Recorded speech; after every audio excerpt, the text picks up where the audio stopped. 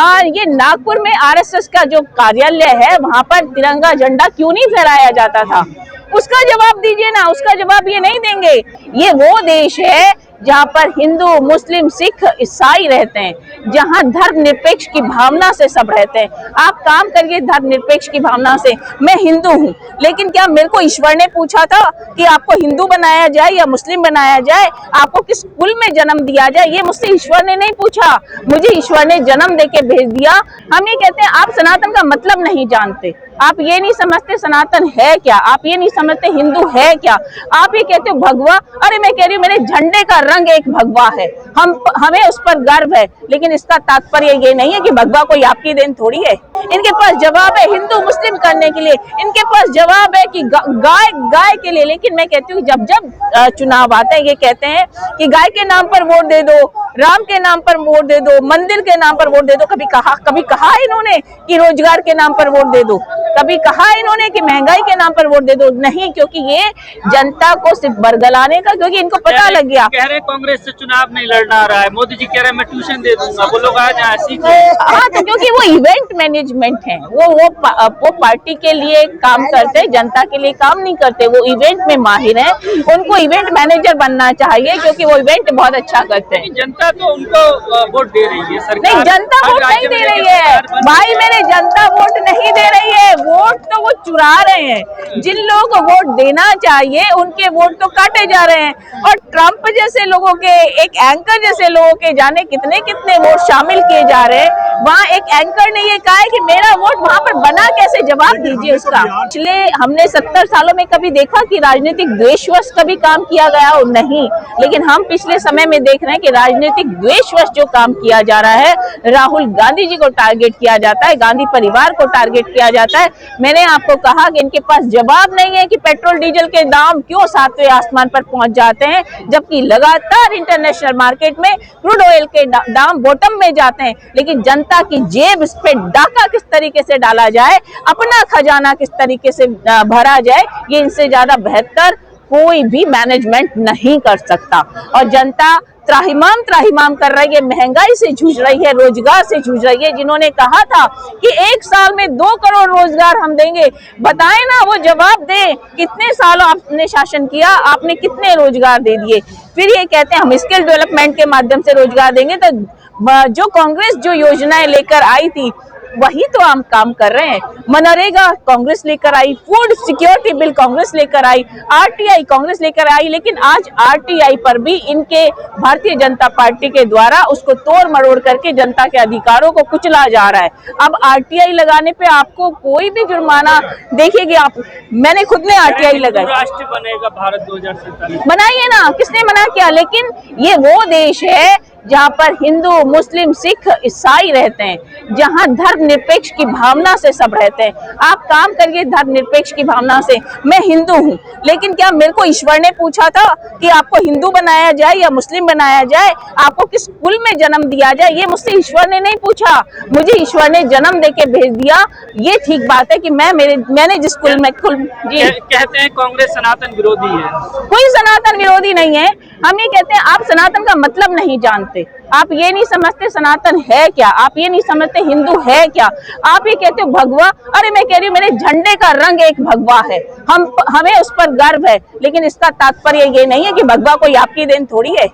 आप ये कहो कि भगवा सनातन का नहीं, ये हमारे झंडे के 3 रंगों में से एक रंग है। वंदे मातरम का विरोध करते हैं, किसने कहा? ये सब चीजें तो हमारी देन है, ये सब चीजें तो हमारी देन है। आप बताइए ना कि आपके ये नागपुर में आरएसएस का जो कार्यालय है वहां पर तिरंगा झंडा क्यों नहीं फहराया जाता था? उसका जवाब दीजिए ना, उसका जवाब ये नहीं देंगे। ये जवाब हमसे मांगते हैं, आपके पास जवाब देने के लिए नहीं है। जब हम आपसे सवाल करते हैं रोजगार की, जब हम आपसे बात करते हैं महंगाई की, जब हम बात करते हैं महिला सुरक्षा की, जब हम बात करते हैं युवाओं के अधिकारों की, तो उस पर इनके पास जवाब देने के लिए नहीं है, क्योंकि इन लोगों ने ये समझ लिया है कि भारत की जनता भूली है।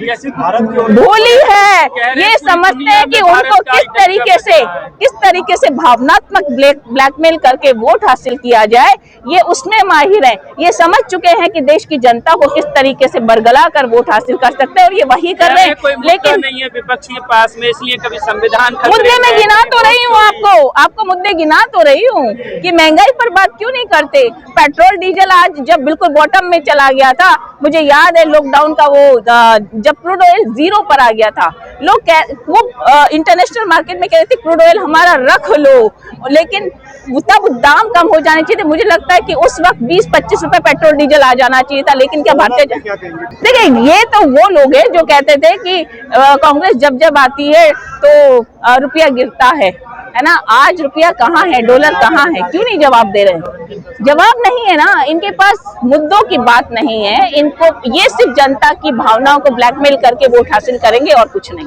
आजकल तमाम कथावाचक, एक आखिरी सवाल, तमाम कथावाचक धीरेन्द्र शास्त्री और भी लोग महिलाओं को बड़ा टारगेट कर रहे हैं, क्या कहेंगे इन पर? देखिए, मैं महिला हूँ और मैं महिला सुरक्षा की बात करती हूँ, महिला अधिकार की बात करती हूँ। अगर महिला अधिकार की और सुरक्षा की बात किसी ने की तो स्वर्गीय राजीव गांधी जी ने की थी, जिन्होंने महिलाओं को अधिकार दिया, उनको मान सम्मान से जीने का अधिकार दिया। लेकिन ये वो लोग हैं जहां महिलाओं को ही टारगेट करके ये बात करें, तो आप समझते हैं कि किस तरीके से तुच्छ राजनीति करते हैं और किस तरीके से इन्होंने अपने लोगों को सेट किया हुआ है कि देश में भावनाएं भड़काएं।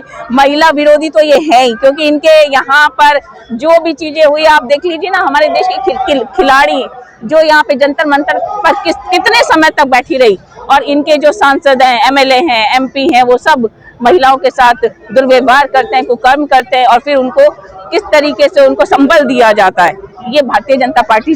आप गद्दी कह रहे हैं कि गद्दी छोड़ वोट छोड़, मोदी जी ने तो 2047 तक का जो है प्लान बना के रखा है। देखिए, सपने देखना आसान है, लेकिन जनता जब समझती है तो मुझे लगता है रोड पे भी उतरेगी, और एक दिन आएगा जब विदेश की धरती पर एक एंकर एक मॉडल आवाज उठा सकती है। वो कहती है कि मेरा वोटर आईडी वहाँ कैसे बन गया।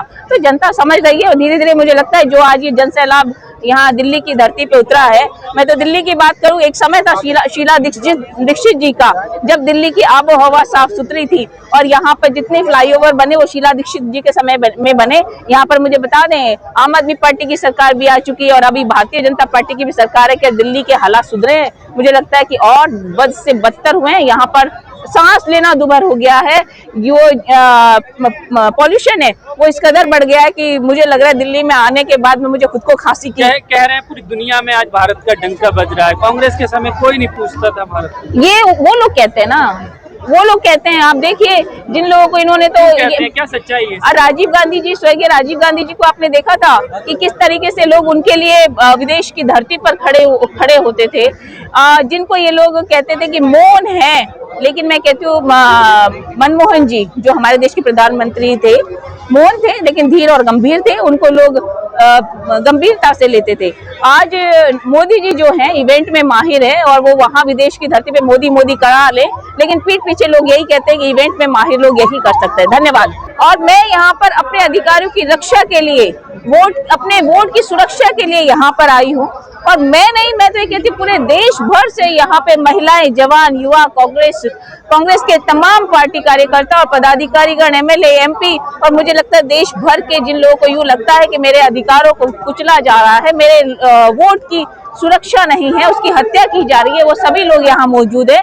क्योंकि कांग्रेस ने, इनका कहना है कि कांग्रेस ने 70 साल शासन किया। मैं कहती हूँ कि हाँ, हमने किया, लेकिन जनता के प्यार, प्रेम और विश्वास के नाते हमने किया। हमने उनके वोट की चोरी नहीं की, हमने उनके अधिकारों को कुचला नहीं। लेकिन पिछले समय से जब से भारतीय जनता पार्टी सत्ता पर काबिज हुई है, दिन प्रतिदिन कह रहे हार की बौखलाहट है, कहीं वोट चोरी नहीं हो रही है, हार नहीं बचा पा रही है। सुनिए, आप इनके पास वो जवाब नहीं है जो इनको देना चाहिए। ट्रंप का वहां पर वोटर आईडी कैसे बन जाता है, एक मॉडल का वोटर आईडी वहां कैसे बन जाता है, एक बूथ पर 100 से ज्यादा वोटर आईडी आप देख रहे हैं। और राहुल गांधी जो खुले मंच से ये कह रहे हैं, सबके सामने ये कह रहे हैं, और पुख्ता सबूतों के साथ ये कह रहे हैं, लेकिन उसका जवाब देने के लिए इनके पास नहीं है। इनके पास जवाब है जनता को बरगलाने के लिए। मैं संगीता गर्ग, राजस्थान प्रदेश कांग्रेस कमेटी में जनरल सेक्रेटरी हूँ, ऑल इंडिया महिला कांग्रेस कमेटी की भी मैं पदाधिकारी हूँ।